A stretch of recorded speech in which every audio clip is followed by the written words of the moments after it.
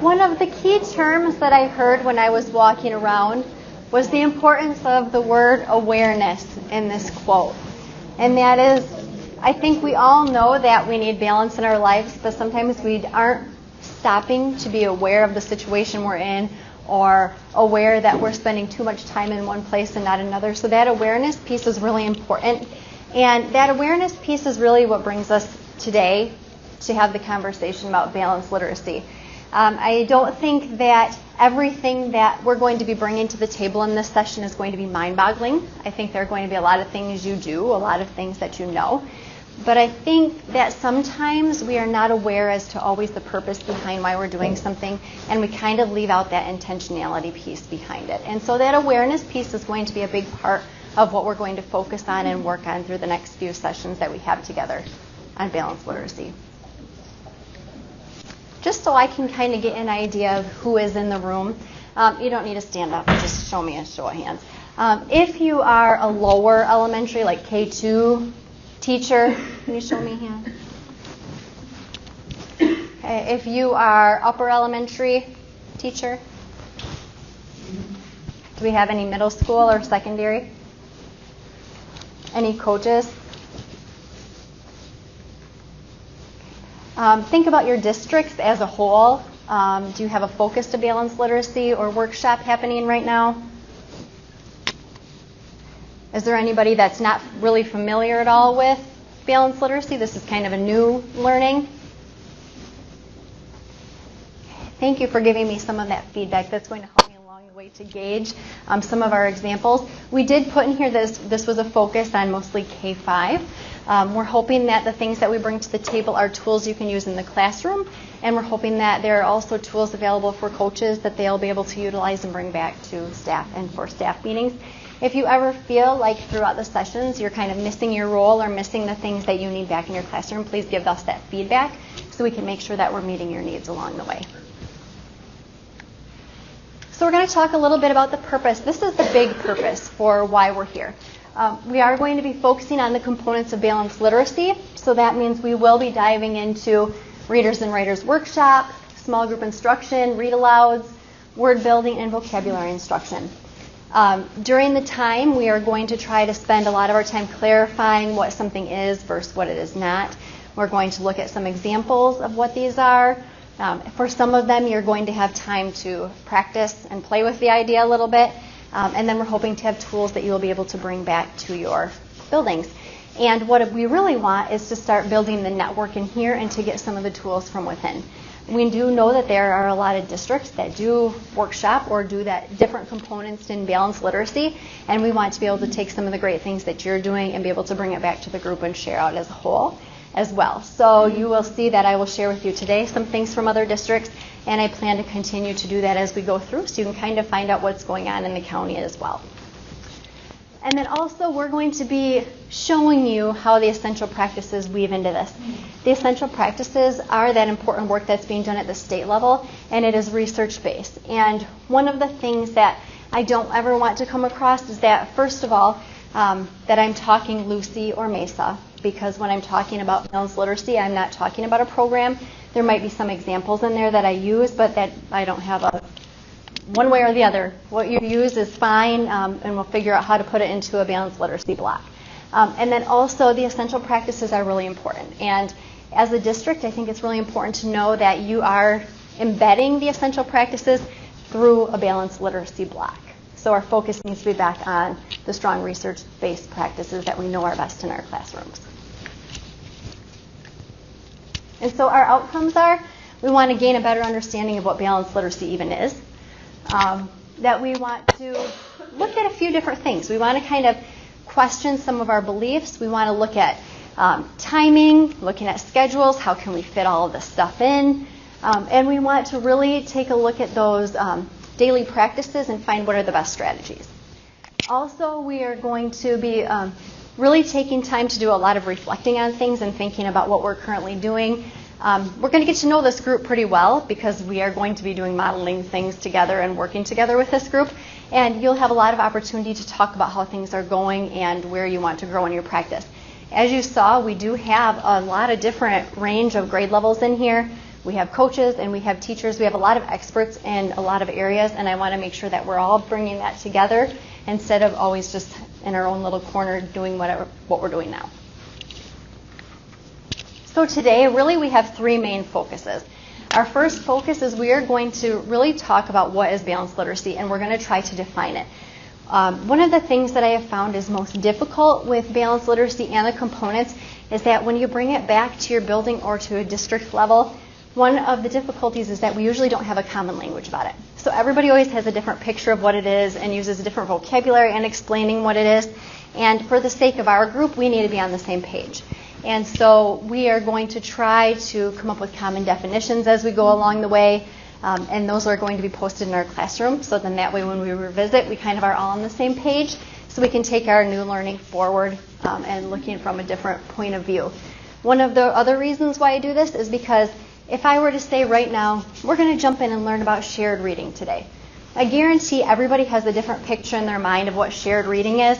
And so naturally what we're going to do is kind of pick out the things that we like that I say that match what we know about shared reading, and we're going to kind of ignore and put aside the things that don't fit into what our vision is of shared reading. So that common language is really important, so then that way also we can move forward in our thinking rather than being stuck in the things that we're always thinking about. After we do that, we're going to briefly touch on the components today because we're going to be spending a majority of our sessions diving into them. And then we're going to look a little bit at workshop today. And the reason we're going to start with workshop is because everything else that we're going to talk about has a connection to workshop. And so we want to kind of have the same idea going into our next sessions as to what workshop is. Again, you can go into Google Classroom. If you haven't done that already, that's where the slides are located. Let's see here. Let me see what our session code is a minute.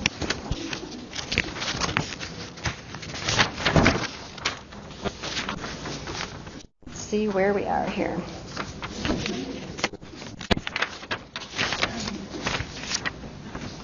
Okay, our code is going to be, let me write it up here a second, just in case you don't have it in front of you.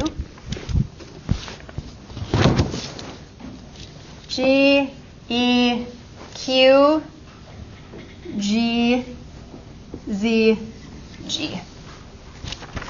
This is where I will be keeping all of our resources. For today, you'll find the presentation.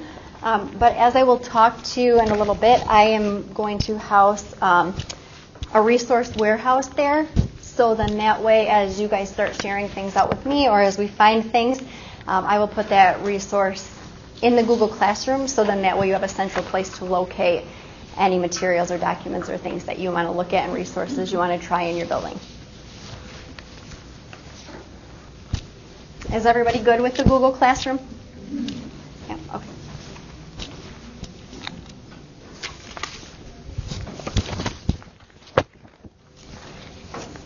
Okay, sorry. Jump in here now.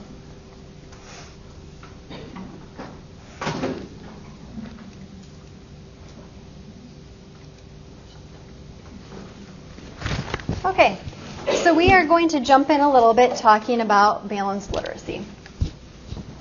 And so what I want you to do is you have a form that has scales on it. And there are, I think, 4 scales.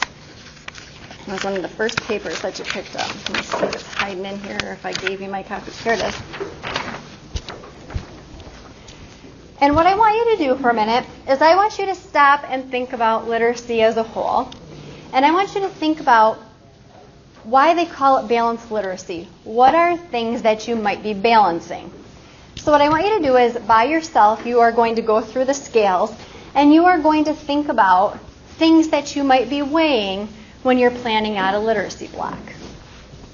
And I'm not going to give you very much direction on your thinking, because I want to see what kind of creative ideas you come up with before we bring it back to the whole and take a look at what some of the common balances are in literacy. So I'm going to give you a couple minutes to kind of think to yourself, and then I'll have you bring it back to your table group, and you guys can help to share ideas in case you're feeling a little bit stuck on what some of those balances might be.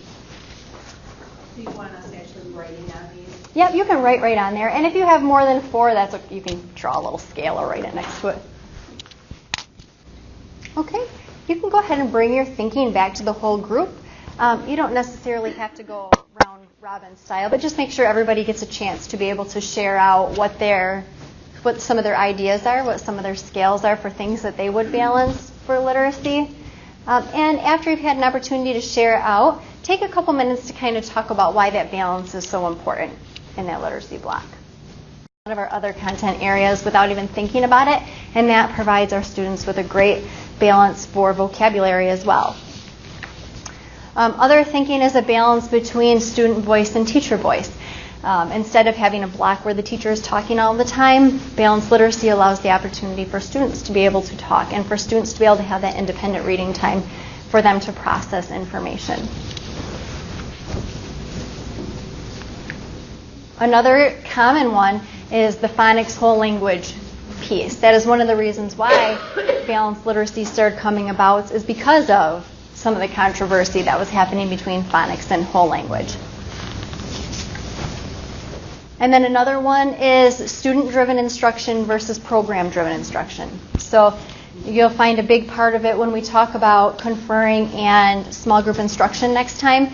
A lot of it is based on that student data. So rather than it just being the program that I open my page up to and that's what I'm teaching for that day, you have to balance a lot of what the program's telling me plus what all my kids need. And that's a bigger task at hand when you are planning for a balanced literacy block. So the answers you have are great, and these are just some of the other common ones. So I'm going to go back to this slide because, like I said, it's really important for us to start having some common ideas or thinking around these topics. And so this last piece, what you're going to do is, at the group that you're sitting at, there is a sticky note or an index card or something in here. But if you can pull that out, and I want you to think about some of the balances that you talked about, and I want you to come up with just a statement. What if somebody at your district said, well, what is balanced literacy? Why is balanced literacy important? I want you to think about some of those things you talked about in balance and come up with a statement that you might say to somebody as to why that's an important thing to have in your classroom and what it is. Okay, so go ahead and grab a sticky note and an index card and pick each other's brains and come up with an idea. What you have is a great definition for right now. Part of our purpose for going through this is that we are going to be building on our learning about balanced literacy and kind of changing and adjusting what our definition is. However, I am going to ask if there are a couple brave tables who would be willing to share out what your definitions are, so then that way we can kind of hear where the thinking is in the room for right now before the other learning that we're going to have. I know I can at least get 2 tables. Ours is a work in progress. That is everybody's is, so yes. So our starting point is creating a literacy culture that encompasses reading, writing, listening, and speaking in all content areas. Thank you. Many components of the balanced literacy, phonics, content, vocabulary, etc. And each component is an essential part of literacy development. Balanced literacy components to be found throughout the day across subjects student needs to determine how to balance it. Great, thank you. Is there anybody else who wants to share their definition at this point? We were talking about all the components needing to well-round the child to be able to be prepared to meet their next challenge, like for the next grade or whatever, ultimately leading them to become interactive citizens of the world.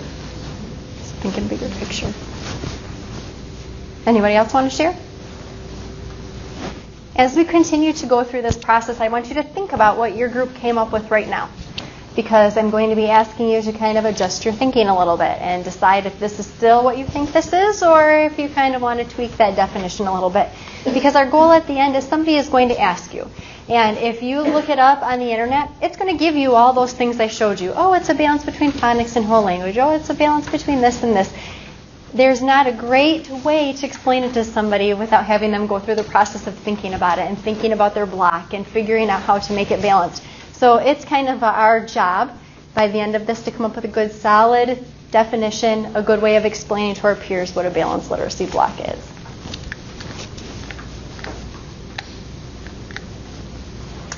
And so what we're going to do is we're going to kind of reflect a minute. What I want you to do is, if you are a coach, I want you to kind of get a general outline of the teachers in your building. You're just going to kind of sketch a general idea. is for those of you who do teach a literacy block in your classroom, I want you to take a minute and on the back of your balance sheet, kind of lay out what your block is. Kind of lay out the times, the things that you're focusing on. And of course, I know you're flexible and you have things different every day, but just to kind of give yourself a little bit of a sample. Take a couple minutes to do that, and then I'm going to walk you through reflecting a little bit on how balanced you feel that your block is at this point. A little bit later, but can you just quickly tell us what you said? Like, what do you think? What is author really trying to tell us here? What is Uncle Red really saying? Just don't listen. You just go on the stage and you do what you need to do. You just go on the stage and do what you need to do. Ben, can you share a little bit about what your conversation with Nora? That was so interesting too. Well, she might know that she might not know that she can do some cool things. And since those girls said that she can't make it when she was dancing, that means that she just didn't want to do it again. She didn't want to dance again, so that made her really feel bad. So are you saying that Uncle Red is trying to make her feel better here? Like, just go do something else. Like, don't care about what those girls say. Like, make a difference. Like, go make your mark on the world. It's not like you're not putting like a little mark. You're actually like going and making a difference, right? Okay, so that was a really tricky one, right? But you guys did some really great thinking work there. So when you go back to your seats today, I want you to continue to look for tricky phrases in your books. Believe it or not, they're all over your books. I checked. Are you really ready to stop at them? Because yesterday you were good at stopping at tricky words, but today I want you to also stop at tricky phrases and ask yourself, what's going on in the story? What is the author really trying to tell me? And if you come to a place like that, I'm going to keep this post-it right up here. You could write, look for tricky phrases. This phrase could mean, I'm going to challenge you to try and fill up this post-it box to the tricky phrase you find today. You could still be doing other post-it strategies and thinking work inside your books, though.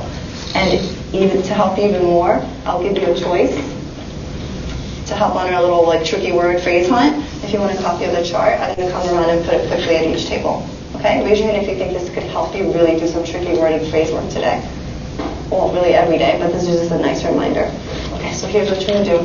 When I count to 5, not here, you're going to silently go back to your seats and start your work. And I'll come around with this, make sure we can get started quickly. Let's see if we can get started in our books right away. Keep your notebooks on the rug. Okay, so that is an example, just one example of what a mini lesson could look like. So what I want you to do is I want you to just kind of look. There were some components that are a lot easier to define, where they start and where they stop compared to others. And we're just going to take a couple minutes with our group and just kind of share out what were some of your noticings when you looked at the different components of the mini lesson. Okay, it sounds like the group had an opportunity to be able to identify where some of those different pieces of the mini lesson were. And we are going to move on to the other components of workshop, and you will have more time to continue this discussion as we look at the other components of workshop. The next part that we are going to kind of get a glimpse into and to look at a little bit is that independent reading time. So after we have made that link and we send the kids out to read, what does it look like from that point?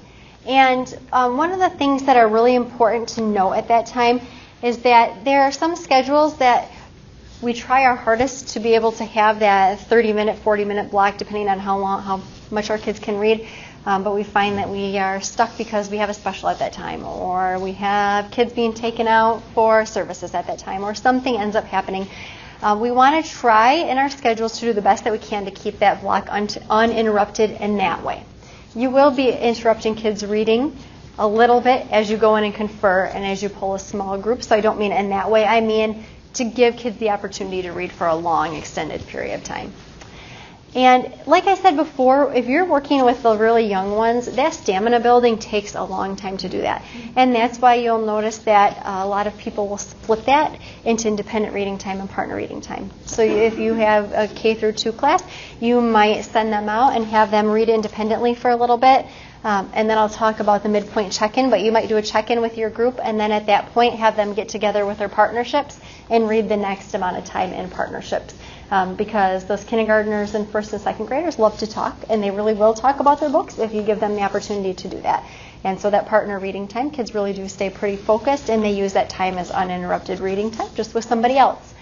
And as you get into third grade and higher, they will be spending most of that independent reading time actually reading independently. And then when it gets closer to the share out at the end, that's when they'll briefly meet with a partner to kind of talk about what their reading was today, or to talk about what the strategy and teaching point is before they share out as a group. So that's what some of the differences might look like with K2 and then with the upper grades. And then also during the independent reading time, you'll be doing a lot of conferring and pulling groups. And we're going to be diving a lot into that in the next session because we really have to be quite creative in the way that we're doing that. We have all kids who have all different needs and kids who get this many lesson but not this many lesson, and we've got to try to meet all of them. And so there are just some flexible ideas out there for how we can kind of check in and make sure that we're meeting those needs the best that we can with such large groups of kids.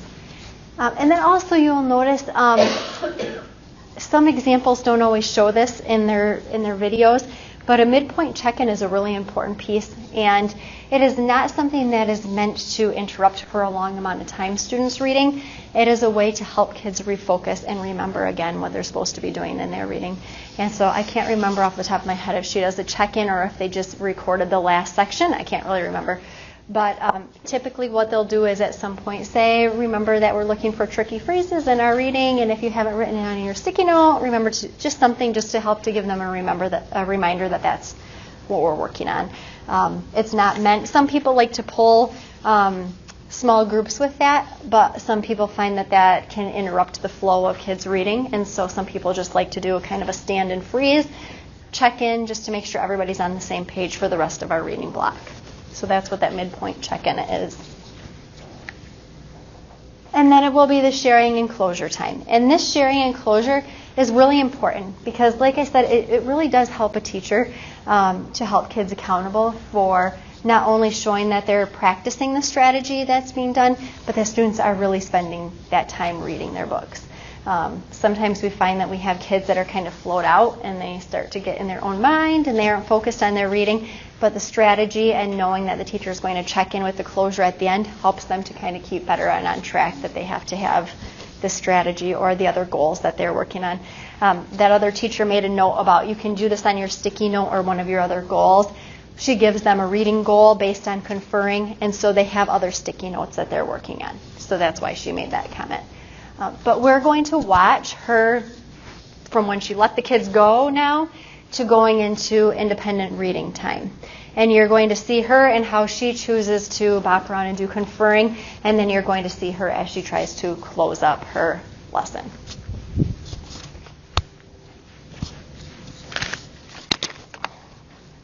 If you're using your lab sheet, this will be the last sections of your virtual lab sheet. And this will not be the whole 30 minutes as it shows. She does read aloud, and we are not going into read aloud today.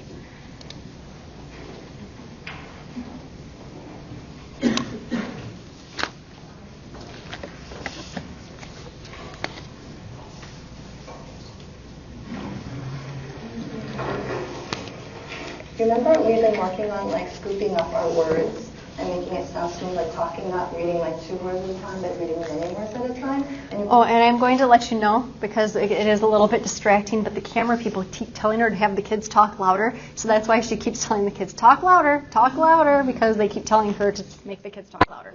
So it's a little distracting. I think to really show the class that you've been looking forward to that, and reading sounds beautiful when I start doing that. And practice scooping up words.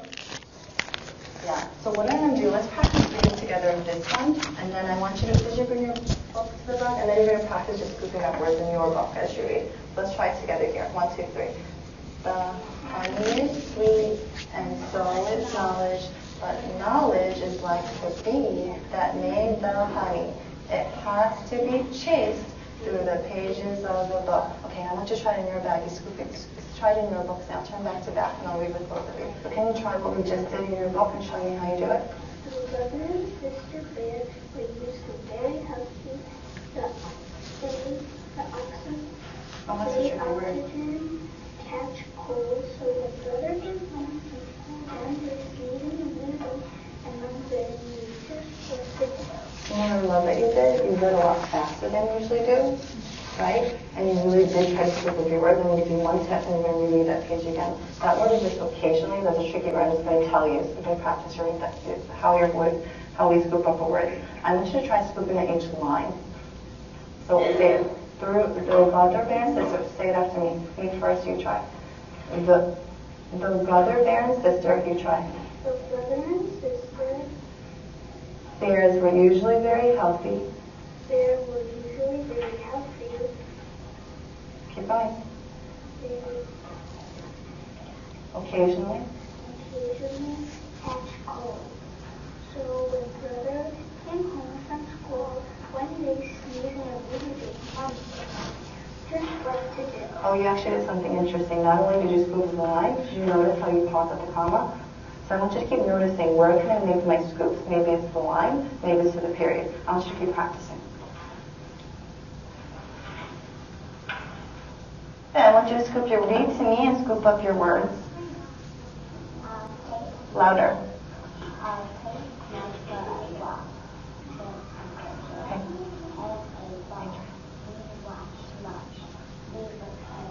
That was amazing. So I want you to reread it again, but this time without your finger. Go for it. You can do it.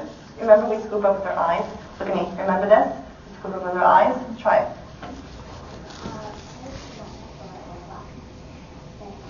Speak up.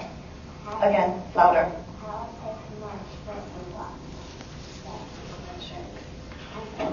What I'd like you to try from now on, Charlotte, is you'll read the page once, and then you'll read it again, and scooping with your eyes, not your fingers.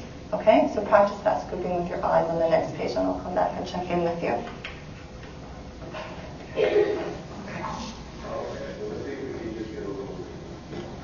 All right, when I tap you on the shoulder, I'd like you to read to me out loud, okay? So we'll check in. Puberty? Okay, can you read louder? Not because I looks at the time he could do now. And he pushes nose. Well, Okay, can you tell me what's happening in these case pages?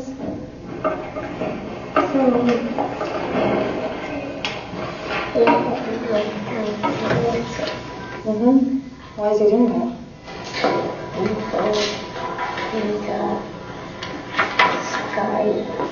Can you speak up, honey?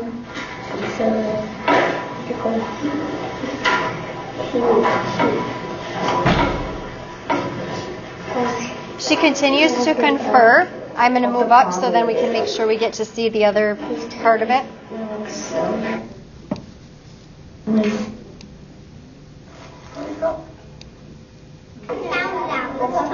Oops. Okay. Scoop up with your eye. Okay, so I'm going to write that. I'm going to write that here for you to remember.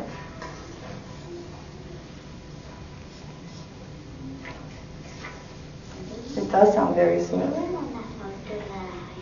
Yeah, it's yours. It's your bookmark, so remember it. Do that on every page. I know some of you are reading your last sentence, but now I'd like you to turn in with your partner. I'd like you to actually talk about what are some tricky phrases that you found and what could they mean. I'm noticing some of you are continuing the work we did yesterday, right, about finding tricky words. So if you're like, I didn't come across a tricky phrase today, but I really want to, but I haven't gotten to it yet, then maybe you'll share a tricky word that you came across, okay? So it should be in this box or in that box too, if you caught a tricky word or tricky phrase. So I'd like you to pause your reading and turn to your partner and to talk to them. Pretend that right here is this eye. Now try to say,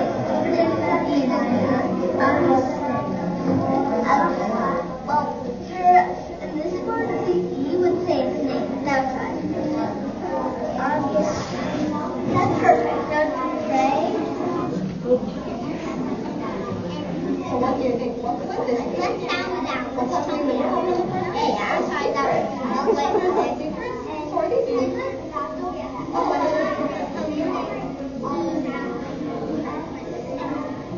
Oh, interesting. I wasn't expecting it to be like, oh no. Yeah. I was kind of expecting it to be really not necessarily. I know. It's not exactly a tricky phrase, but it was something that was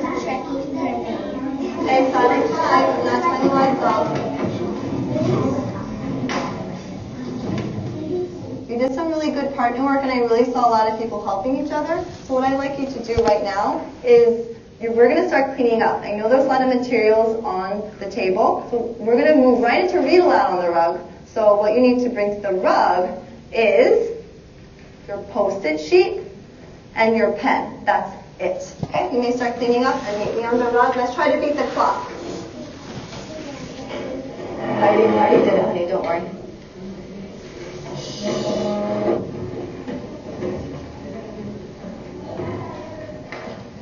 Hey, if your friends are running a little behind, please try and help them. Librarians, please check that the bins are nice and straight.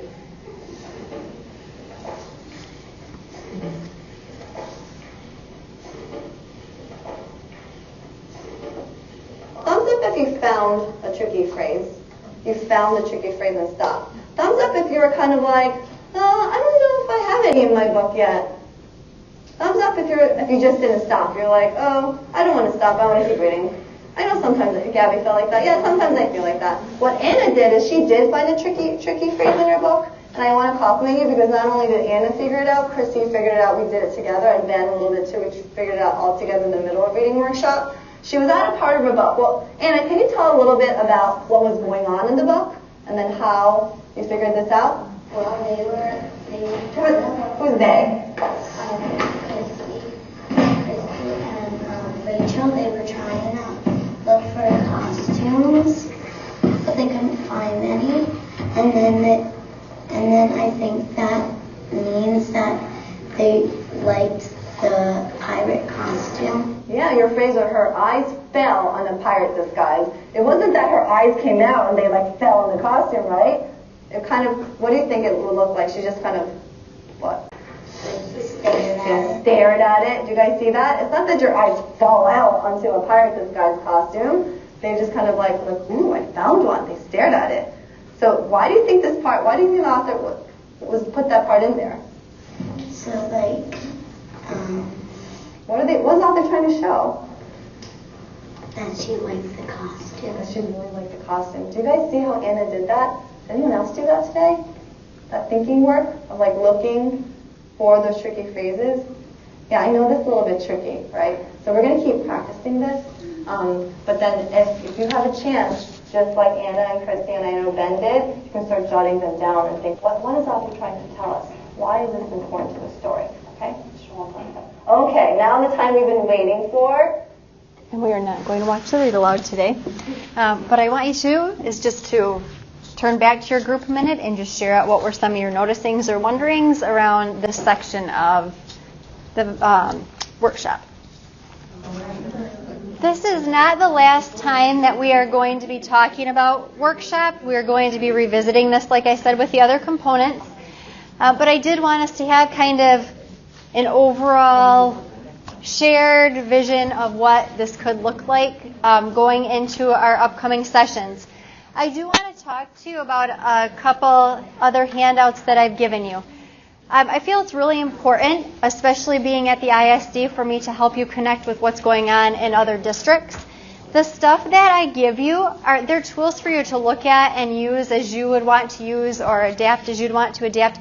These are by no means something that I'm saying go and do this in your district or it has to look this way. They're just a couple things that people have found helpful. One of the things that one of the districts I'm working with has done is they've created a checklist of what they believe goes into their workshop. And so now grade level teams are using this workshop as kind of a way to help them plan. It's a way for them to be able to ensure that they're hitting on the essential practices every day. It is a way for coaches to be able to come in and be on the same page and know the different things that are happening in the classroom. It doesn't mean that all of these rules are rules that your grade level might come up with, but this is just to kind of show an example of a guide that you could create with your grade level team or your building team if you're a coach to kind of get everybody on the same page as to what expectations might be. Another example that was created was this Valence literacy components. And the reason why this was created in the district is because some teachers were having a hard time visualizing what things happen within workshop and what happens outside of workshop. And so this kind of helped to clarify that for teachers a little bit. And it also gave them an opportunity to talk a little bit about what the teacher and the students are doing, so everybody kind of had a visual. Again, those might not be all the components that you guys decide on in your districts, but it might be something that you choose to put together to get everybody on the same page. And so those are all linked in case you ever want to access them later or you lose them somewhere. To give you a heads up, next time we are going to look at workshop, but we are going to be diving in a little bit more with the conferring and the small group instruction. If you have things in your district that you're using that you love, that you want to make sure other people have their fingertips on, make sure that you send it to me so then that way I can put it in our classroom and everybody else has access to some of the great things that you're doing around conferring and small group instruction for the next time that we meet. And so we are going to close up today with kind of reflecting a little bit on what we talked about with Valence Literacy, on what we did with workshop, what are some of our new or clarifying learning might be. And we are going to go ahead and grab another sticky note, or you can use the box in your reflection sheet. And I just want you to take a couple minutes and reflect on today's session and note down any of the new learnings, any things that you want to remember, maybe something that you want to ask a question about that's more intriguing. And as you finish that up, then you'll be able to pack up your things and head back into your closing session. Thank you.